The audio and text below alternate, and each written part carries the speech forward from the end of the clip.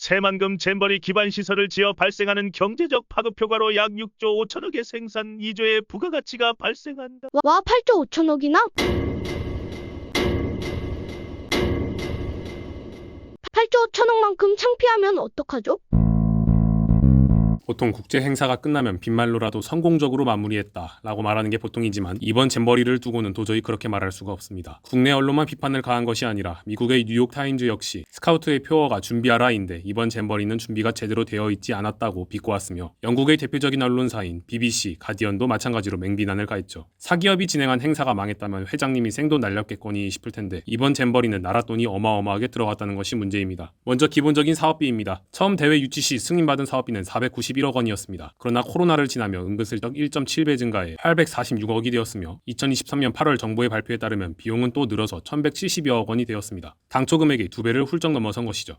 돈이 많이 들어갔더라도 잘 활용되어서 행사를 성공적으로 치르면 다행인데 천여 명이 넘는 온열 질환 환자, 해충 창궐, 배수가 미흡한 것으로 봐서는 그다지 사업비가 잘 쓰였다고 보기는 어려울 것 같습니다. 그리고 조사하던 중 또 의문을 자아내는 내용이 또 있었습니다. 전북도청 잼버리 지원단에서 낸 자료인데요. 보면 글로벌 청소년 리더센터가 언급이 많이 되었고 실제로 450억이나 투입된 바 글로벌 청소년 리더센터는 잼버리 추진 사업 중에서도 가장 중심이 되는 사업이라고 볼 수 있겠습니다. 그런데 말입니다. 지도에서 검색이 안 됩니다. 국내에서 주로 쓰는 티맵, 카카오맵, 네이버맵은 물론이고 외국인들이 자주 쓰는 구글맵에서도 나오지 않았죠. 혹시나 해서 영어로 검색해봤는데 당연히 나오지 않았습니다. 지도 앱에 검색도 안 된다면 450억을 들여 지은 소용이 있기는 할까요? 저기까지 잘 찾아간 해외 스카우트 대원들이 용할 따름입니다. 잼버리 대회 이후 활용 방안을 고심하고 계시던데 무엇보다 지도에 등록부터 하시는 게 어떨지 감히 고언을 드려봅니다. 한편 태풍 대책마저 다 세웠다고 호언장담한 것이 무색하게 태풍 카눈이 북상함에 따라 정부와 조직위원회에서는 새만금에서의 조기 철수를 결정했죠. 수만 명의 대원들, 봉사자들을 위해 여성가족부, 행정안전부뿐만 아니라 교육부 등 여러 부처가 나서 숙소를 알아보고 있습니다. 임시방편으로 호텔, 연수원, 학교, 기숙사, 교회 등에 묵게 했으며 관련 비용은 모두 정부가 책임진다고 했습니다만 정부가 책임진다는 것은 결국 혈세가 또 투입되는 것을 의미합니다. 영수증은 정리해봐야 알겠지만 만만찮은 비용이 나올 것은 분명합니다. 그런데 이 과정도 매끄럽지 않은 것으로 언론에서 보도되었습니다. 오지도 않은 예멘이나 시리아 대원들의 숙소를 배정했다는 것입니다. 정부에게 일방적으로 통보받은 관계자들의 헛수고도 몹시 안타깝습니다만 추가적으로 합리적인 의심을 할 수밖에 없는 게 그럼 다른 부분에서도 유령 대원을 더해 예산을 더 타간 것이 아니냐는 의문이 들 수밖에 없죠. 예를 들자면 식수 확보 예산이나 의료 예산 등을 3만 5천 명만 해도 될 것을 4만 명 분을 하는 등 뻥튀기 의혹을 제기할 수밖에 없는 상황입니다. 이 부분도 나중에 확실히 조사했으면 하는 바람입니다. 또한 잼버리 K-팝 콘서트 인솔에 공공기관 직원 1000명을 동원하게 되었습니다. 잼버리 지원 특별법상 조직위는 국가, 지방자치단체, 공공기관 등의 행정적, 재정적 협조 지원과 편의 제공을 요청할 수 있고 해당 기관은 특별한 사유가 없으면 최대한 협조해야 합니다. 이로 인한 행정력 낭비, 초과 근무 비용 등의 추가적인 지출이 발생할 것입니다. 여기까지는 엎질러진 무리니 대처하는 데 드는 비용이라고 생각할 수 있겠지만 사업비 외에도 잼버리가 개최되기 전 어마어마한 나라 돈이 증발했습니다. 국외 출장 연수 정보 시스템에서는 공무원들이 업로드한 출장 보고서를 열람할 수 있는데요. 잼버리를 검색하면 무려 103건이 나오며 중복 건수와 이번 잼버리와 직접적인 관련이 없어 보이는 13년 전 출장을 빼면 99건이 남습니다. 잼버리를 치르려고 그것도 이렇게 졸속으로 치르려고 99건이나 출장을 갔어야 했을까요? 물론 정말 필요한 출장도 있었을 것입니다. 먼 타국까지 가셔서 열심히 홍보 부스도 운영하고 성공적인 유치를 위해 뛰어다닌 분도 분명히 계십니다. 그런데 이해가지 않는 활동이 많은 것이 정말 문제입니다. 잼버리를 보겠답시고 손흥민 선수의 경기를 보고 온 공직자도 있었으며 전라북도의 일부 공무원들은 잼버리의 성공적인 개최를 위해 스위스랑 이탈리아를 다녀오셨습니다. 참고로 스위스와 이탈리아에서는 잼버리가 개최된 적이 없습니다. 베니스에서 노를 젓기 위해 출장 가신 것이 아니라면 추가 해명이 필요해 보입니다. 부안군은 미국에서 직전에 개최된 24회 잼버리 참가를 위해 5박 7일 출장을 올렸는데요. 잼버리 대회장에 머무른 기간은 이틀에 불과했습니다. 크루즈와 잼버리가 무슨 상관이 있는지는 모르겠는데 별개로 또 크루즈 여행도 가셨습니다. 주무부처인 만큼 여가부에서도 잼버리 관련 출장을 많이 다녀오셨는데요. 기사 보도에 의하면 제25회 세계 스카우트 잼버리를 준비한다는 명목으로 해외 출장을 다녀온 여성가족부 공무원 18명 중 현재 잼버리 업무를 담당하는 사람은 한 명도 없는 것으로 나타났습니다. 대부분 퇴직했거나 다른 부서로 자리를 옮긴 까닭입니다. 그럼 왜 다녀오신 걸까요?